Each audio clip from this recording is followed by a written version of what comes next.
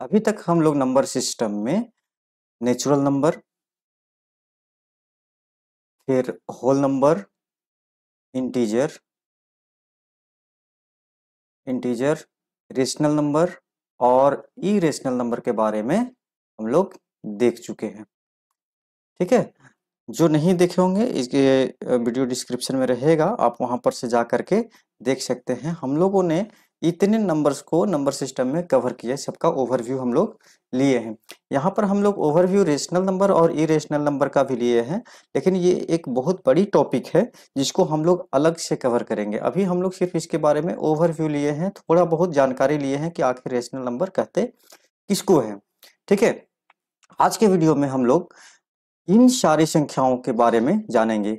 Even number, odd number, सम संख्या, विषम संख्या, प्राइम नंबर, अभाज्य संख्या, ये सारी संख्याओं के बारे में हम लोग इस वीडियो में जानेंगे। ठीक है, यहाँ तक कोई दिक्कत नहीं है। तो चलिए वीडियो शुरू करते हैं। सबसे पहले है इवन नंबर। सम संख्या और विषम संख्या दोनों को साथ में देखते चलेंगे, ऑड नंबर और इवन नंबर के बारे में, सम संख्या और विषम संख्या।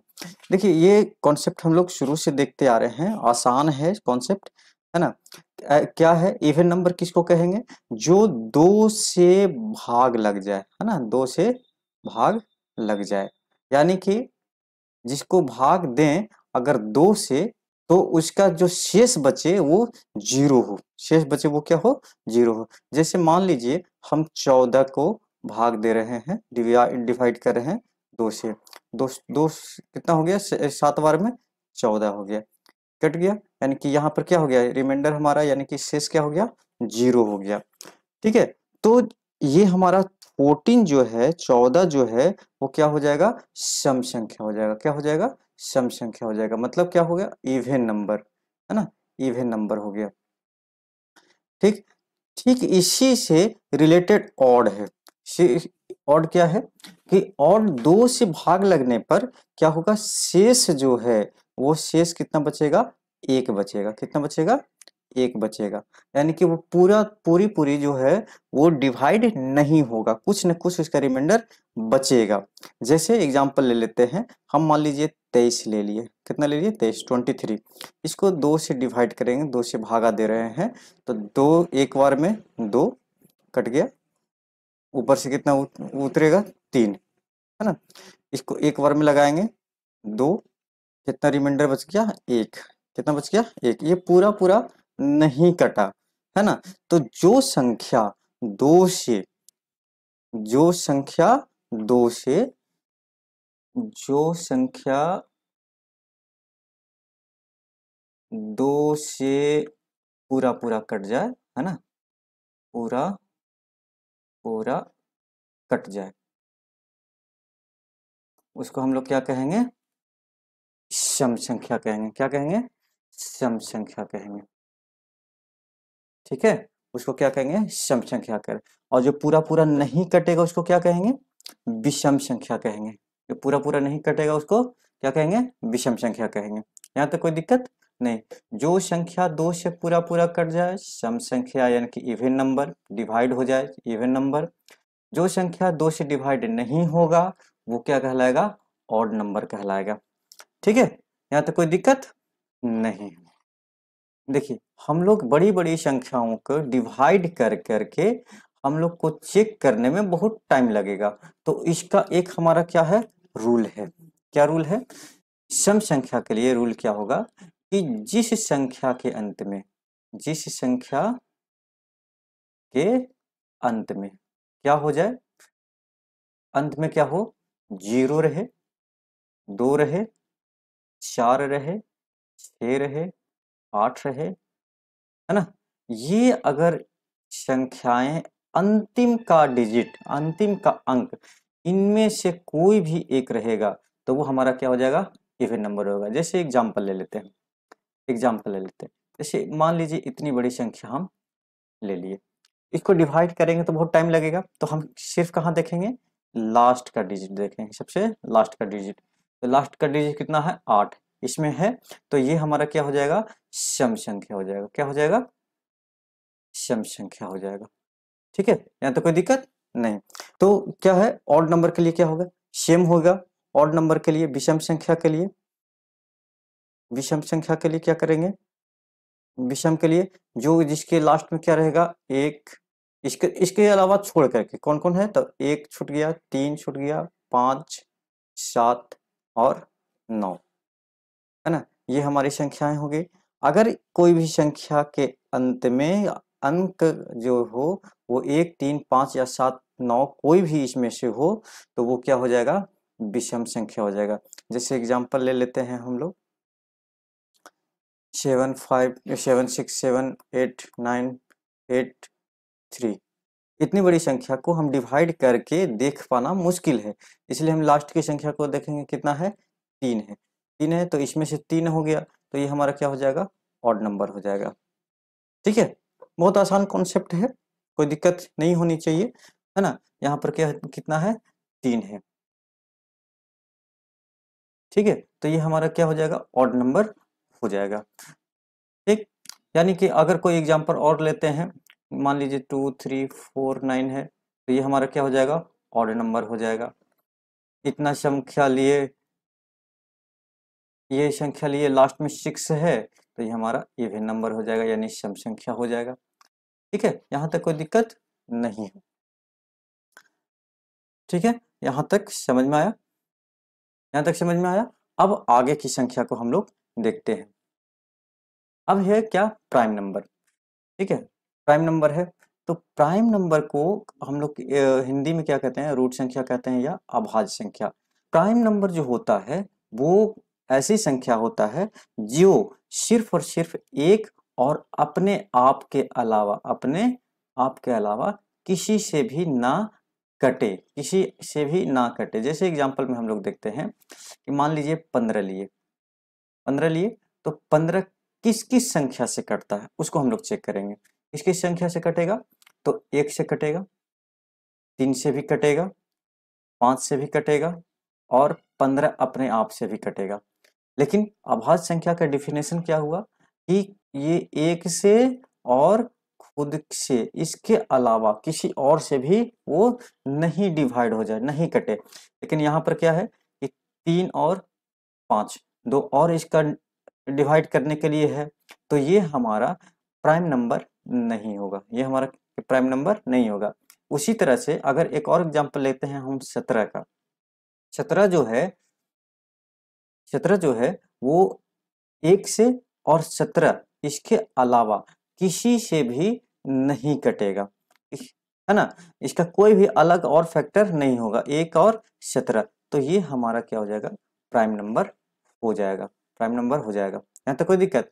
इसी तरह से अगर हम लोग देखेंगे तो प्राइम नंबर के कौन हो जाएगा, 2, 3, 5, 7, 9 नहीं होगा, क्योंकि 9 जो है, देखिए कंफ्यूज नहीं होना है, 9 एक ऑड नंबर है, क्या है, ऑड नंबर है, विषम संख्या है, लेकिन ये प्राइम नंबर नहीं होगा। क्यों, क्योंकि ये 1 से भी कटेगा, 3 से भी कटेगा और 9 से भी कटेगा, तो ये हमारा 3 एक्स्ट्रा हो जा रहा है, इसलिए ये प्राइम नंबर नहीं होगा।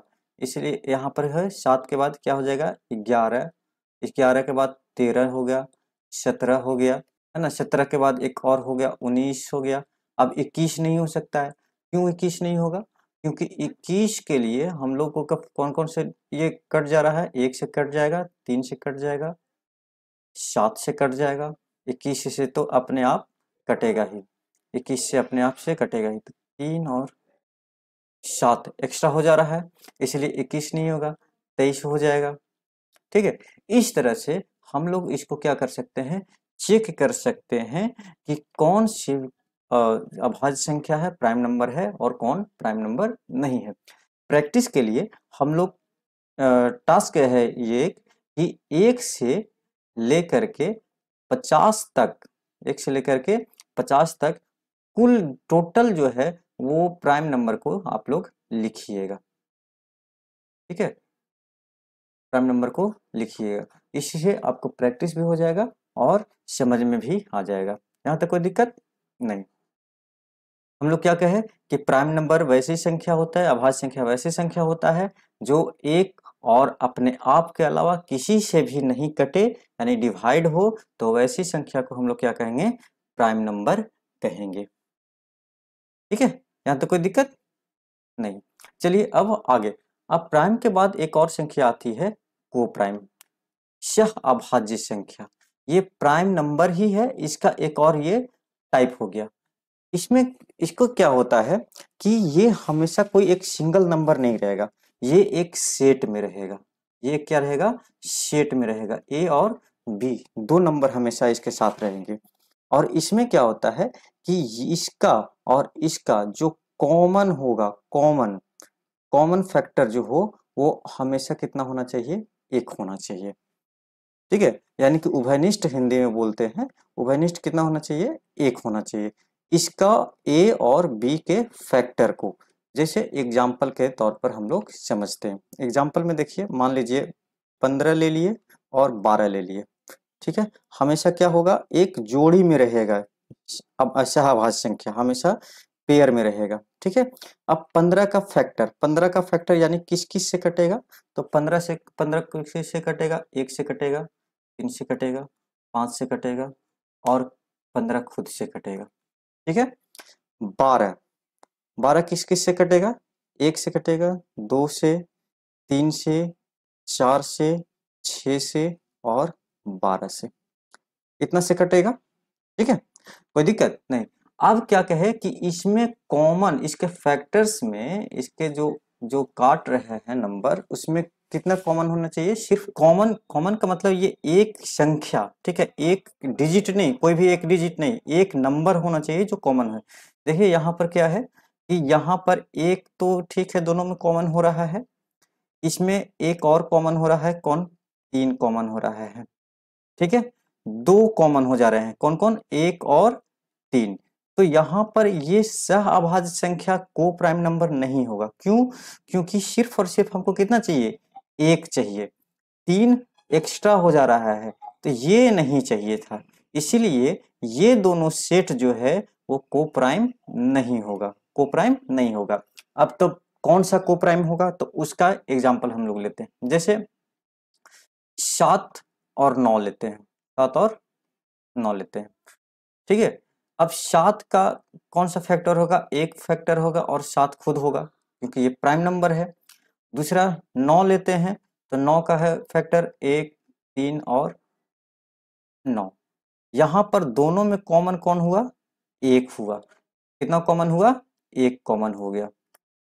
ठीक है, तो यहाँ कॉमन एक हो गया, यानी कि उभयनिष्ठ एक हो गया। इसीलिए ये जो सेट है, ठीक है, ये जो सेट है 7 और 9 का, वो हमारा क्या हो जाएगा, सह अभाज्य संख्या हो जाएगी, सह अभाज्य संख्या हो जाएगी।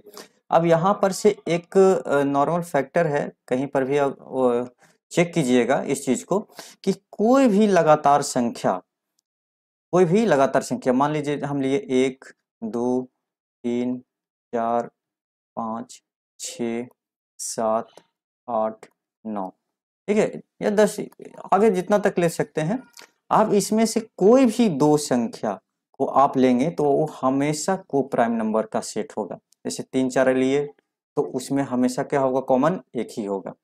यहाँ पर 5, 6 अगर लिए तो इसका भी कॉमन एक ही होगा। 7, 8 लिए तो यहाँ भी कॉमन सिर्फ कितना निकलेगा, एक ही निकलेगा। तो कहीं पर भी अगर एग्जाम में अगर को प्राइम पूछता है और वहां पर लगातार संख्याएं दो गो रहेगी तो वो हमेशा वो सेट क्या हो जाएगा, को प्राइम हो जाएगा। ठीक है, ये एक कॉन्सेप्ट है, इसको मार्क करके रखिएगा कि कभी भी लगातार दो संख्याएं हमेशा क्या होगी, को प्राइम नंबर होगा, सहअभाज्य संख्या होगा। ठीक है, लगातार संख्याएं क्या हो जाएगी, हमेशा को अभाज्य सहअभाज्य संख्या को प्राइम नंबर हो जाएगी। यहाँ तक कोई दिक्कत नहीं। चलिए आगे चलते हैं। आगे की संख्या है हमारी रियल नंबर। आगे कौन सी संख्या है, रियल नंबर। अब देखिए हम लोग रियल नंबर के कुछ पार्ट को हम लोग पढ़े हैं। ठीक है, कुछ पार्ट्स को पढ़े हैं। क्या पढ़े हैं, जैसे जितने भी संख्याएं पढ़े थे, जितने भी संख्याएं पढ़े थे, जैसे होल नंबर हो गया, प्राइम नंबर हो गया, जितने भी संख्याएं थे वो सारे के सारे रियल नंबर थे। ठीक है, सारे के सारे रियल नंबर है। जो हम लोग एक ग्राफ बनाए थे, ग्राफ बनाए थे कि एक था नेचुरल नंबर, उसके ऊपर था होल नंबर, उसके ऊपर था इंटीजर, है ना, प्राकृत संख्या, पूर्ण संख्या, पूर्णांक संख्या, और एक ये क्या था, रेशनल नंबर, है ना, ये था। अब ये जो रेशनल नंबर है, और एक सबसे अलग कौन सा था, इरेशनल नंबर, इरेशनल नंबर था। ठीक है, समझ में आया। अब ये जो है रियल नंबर, रियल नंबर का मतलब हो गया कि मतलब हर एक, जितने भी दुनिया में संख्याएं हैं, जितने भी दुनिया में संख्याएं हैं, सिर्फ कॉम्प्लेक्स नंबर को छोड़ के, हम लोग डिस्कस करेंगे आगे कॉम्प्लेक्स नंबर किसको कहते हैं, ठीक है, उसको छोड़ करके या इमेजिनरी नंबर को छोड़ करके जितने भी संख्याएं होंगे सारी वास्तविक होंगे। यानी कि ये जितने भी तरह के हम लोग संख्या पढ़े, वो सारा का सारा जो है वो किस में आ जाएगी, रियल नंबर में आ जाएगी। तो अगर कोई पूछता है कि 8 हो गया, चाहे -15 हो गया, या -5/7 हो गया, या फिर इरेशनल नंबर √2 हो गया, ठीक है, ये सारी की सारी संख्याएं हमारे क्या होगी, रियल नंबर होगी। क्या होगी, रियल नंबर हो गया। इसमें रियल नंबर में सभी संख्याएं आ जाएगी, natural number, whole number, integer, उसके बाद रियल नंबर, फिर sorry rational number, irrational number, ठीक है। ये जितने भी तरह के अभी तक हम लोग संख्याएं पढ़े, वो सारे के सारे संख्याएं वास्तविक संख्या रियल नंबर हो जाएगी। ठीक है, any number that we can think, जो हम लोग सोच सकते हैं, कोई भी नंबर, एक कॉम्प्लेक्स नंबर को छोड़ करके वो सारे के सारे संख्याएं क्या होगी, रियल नंबर होगी। यानी कि एनी नंबर, कोई भी संख्या जो हम लोग सोच सकते हैं, जो हम लोग सोच सकते हैं, वो हमारी क्या हो जाएगी, वास्तविक संख्याएं होंगी, वास्तविक संख्या होंगी। ठीक है, यहाँ तक कोई दिक्कत नहीं। अब इसका आगे, आगे क्या है, इमेजिनरी नंबर। क्या है, इमेजिनरी नंबर। कुछ ऐसी भी संख्या होती है जो रियल नंबर से अलग होती है, रियल नंबर से अलग होती है। जैसे कि देखिए, जैसे हम लिखे अभी तक ये पढ़े, है ना, ये हमारा क्या हो गया, इरेशनल नंबर है। रेशनल नंबर का यानी कि रियल नंबर का एक पार्ट है, लेकिन ये क्या है, इरेशनल नंबर है। ठीक है, और नेचुरल नंबर है। लेकिन अगर इसको हम क्या लिख दिए, -2, क्या लिख दिए, -2, तो इसका जो है स्क्वायर रूट कभी नहीं निकल सकता है रियल तरीके से। ठीक है, रियल तरीके से। तब इसके लिए हम लोग क्या करते हैं, एक इमेजिनरी नंबर को डिफाइन करते हैं, जिसका वैल्यू होता है i² equal to -1, i² equal to -1। क्या होता है, i² इक्वल टू -1। ये एक हम लोग क्या करते हैं कि डिफाइन करते हैं कि नंबर को किसी भी तरह से सॉल्व किया जा सके। ठीक है, तो इसको रूट जो लिखे हम लोग √2, इसको हम लोग इस तरह से लिखते हैं, 2 इंटू -1 हो गया, और -1 के बदले हम लोग क्या लिखते हैं, आई का स्क्वायर, आई का स्क्वायर। अब जब आई का स्क्वायर लिखे तो स्क्वायर और रूट के कारण ये आई बाहर हो जाएगी, तो ये सिर्फ √2i, √2i। ठीक है, या फिर कहीं कहीं आपको इस तरह से i√2 इस तरह से देखने को मिल सकता है। ठीक है, तो हमेशा देखना है कि कहीं पर अगर i डिफाइंड है बगल में, ठीक है, कोई भी रियल नंबर, ये सब क्या है, √2 ये सब 2 हो गया, वो सारी चीजें रियल नंबर में है, तो वो क्या है कि उसके साथ अगर आई लगा हुआ है तो वो हमारा क्या, कौन सा होगा, इमेजिनरी नंबर होगा। क्यों, क्योंकि उसका मतलब हो गया कि रूट के अंदर जो है वो माइनस की वैल्यू है, जिसको हम लोग डिफाइन करना संभव नहीं हो पाता है। इसलिए इसको सॉल्यूशन करने के लिए एक i² इक्वल टू -1 हम लोग डिफाइन करते हैं वैल्यू को, और उसी से सॉल्यूशन को आगे बढ़ाते हैं। ठीक है, तो रियल नंबर और एक हो गया इमेजिनरी नंबर। जितने भी संख्याएं हम लोग देखे, वो सारे के सारे क्या, कौन सा है, रियल नंबर है। और इमेजिनरी नंबर में हम लोग क्या देखेंगे कि जिसमें के अंदर स्क्वायर रूट हो गया, चाहे क्यूब रूट हो गया, है ना, या फिर 4 वाला हो गया, तो ये सारी चीजें जो जो रूट स्क्वायर रूट के यानी कि रूट के अंदर अगर माइनस रहता है तो वो हमारा इमेजिनरी नंबर आता है, और वहां पर आई स्क्वायर इक्वल टू -1 से डिफाइन करते हैं। ठीक है, यहां तक कोई दिक्कत नहीं।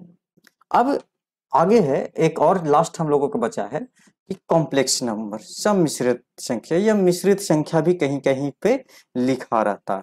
मिश्रित संख्या भी कहीं लिखा रहेगा या सम्मिश्रित संख्या कॉम्प्लेक्स नंबर हो गया। ये क्या होता है, ये संख्या होता है हमेशा रिप्रेजेंट होगा a प्लस आई बी के रूप में हमेशा रिप्रेजेंट होता है। अब देखिए यहाँ पर a प्लस आई बी में a जो है वो हमारा क्या हो जाएगा, इसको एक्चुअली रिप्रेजेंट किया जाता है z equal to A plus I B. Z हमारा कॉम्प्लेक्स नंबर है, ए हमारा रियल नंबर होगा, और ये आई बी जो है इमेजिनरी नंबर है। ठीक है, अभी जस्ट हम लोग देखें कि आई जिसके साथ रहेगा वो हमारा क्या होगा, इमेजिनरी नंबर होगा। ठीक है, तो यहां पर ये कॉम्बिनेशन होता है, किसका कॉम्बिनेशन, कॉम्प्लेक्स नंबर का कॉम्बिनेशन क्या होगा, एक रियल नंबर होगा और एक इमेजिनरी नंबर होगा। ठीक है, एक वास्तविक संख्या होगा और एक क्या होगा, अवास्तविक काल यानी काल्पनिक संख्या होगा, काल्पनिक संख्या होगा। ये दोनों संख्याएं जब मिलती है तब हम लोगों को कॉम्प्लेक्स नंबर बनता है। अब इसका एग्जाम्पल देख लेते हैं। एग्जाम्पल हम लोग देखेंगे तो एग्जाम्पल में जैसे हम लिख दिए 2+3i, ऐसे लिख सकते हैं, या इसको 2+i3 ऐसे लिख सकते हैं, है ना। तो देखिए ये हमारा रियल नंबर है और ये हमारा क्या हो जाएगा, इमेजिनरी नंबर है। इमेजिनरी में ये 3 क्या हो गया, रियल नंबर हो गया। आई हम लोग अभी जस्ट देखे थे कि आई स्क्वायर इक्वल टू -1, यानी खाली आई इक्वल टू हम लोग क्या हो जाएगा, √−1। ये इसका मतलब क्या लिखा हुआ है कि 2+√−1 × 3, ये लिखा हुआ है। ठीक है, यहाँ तो कोई दिक्कत नहीं है। तो अभी तक हम लोग देखे टोटल्स नंबर कितने तरह के नंबर होते हैं, हम लोग इसको जो नंबर सिस्टम का नंबर कितने तरह का होता है वो हम लोग 2 वीडियो में कवर किए। ठीक है, अब हम लोग आगे जो है वो जो रेशनल नंबर है, क्या है, रेशनल नंबर। तो रेशनल नंबर एक बहुत बड़ी टॉपिक है जिसको हम लोग कवर करेंगे नेक्स्ट वीडियो में, जिसमें हम लोग देखेंगे नंबर रिप्रेजेंटेशन, किस तरह से नंबर रिप्रेजेंट होगा नंबर लाइन पे। ठीक है, फिर आगे देखेंगे रिपीटेड नंबर कौन सा होता है, नॉन रिपीटेड नंबर कौन सा होता है ना, इस तरह से। तो ये सारी चीज़ों के बारे में हम लोग आगे नेक्स्ट क्लास में देखेंगे। तो अगर वीडियो पसंद आ रहा हो, समझने में कोई परेशानी नहीं हो रहा हो, तो अपने दोस्तों को शेयर करें और वीडियो को लाइक करना ना भूलें, और सब्सक्राइब तो करना ही है, बेल आइकन भी दबाएं कि नया नया जो भी वीडियो में आए वो आपके पास बहुत जल्दी से मिल जाए। ठीक है, तब तक के लिए बाय बाय।